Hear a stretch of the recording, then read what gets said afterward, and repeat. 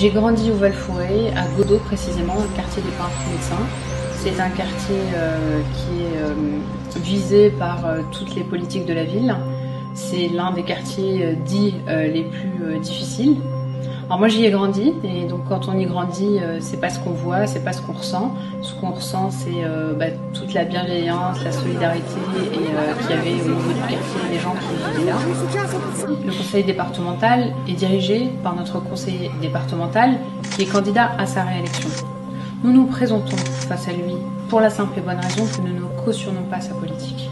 Sa politique, malheureusement, n'est pas à la hauteur des moyens du département, qui, nous le répétons, est le 3e département le plus riche de France, et sa politique n'est pas à la hauteur des besoins de notre département. Franchement, moi je vois Mantes-la-Jolie comme à l'époque de Louis XIV. Car Louis XIV, qu'est-ce qu'il a dit? Il a dit « la politique c'est moi, et moi c'est la politique ». Il est évident que c'est très difficile de savoir combien a réellement été investi par l'État, par la région, par le département, pour le Val-Fouré et pour sa rénovation. De toute évidence, les résultats ne sont pas là. L'insalubrité règne en maître. L'insécurité, n'en parlons plus. Le portail, tu peux rentrer, tout le monde peut rentrer, sortir. Mais est-ce vrai que vraiment le département des Yvelines a le troisième gros budget en France? Mais pourquoi ce cynisme? L'extérieur du bâti a certes été amélioré, mais il suffit de pénétrer dans les habitations, pénétrer dans les immeubles pour se rendre compte que c'est juste de la façade.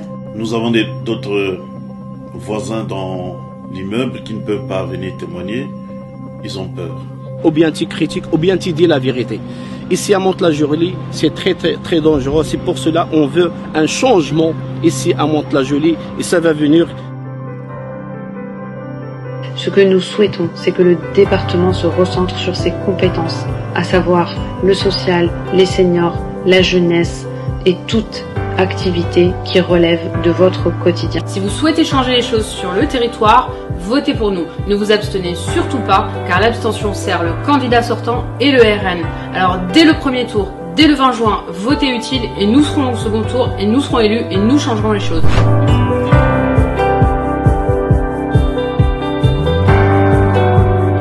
Votez pour nous!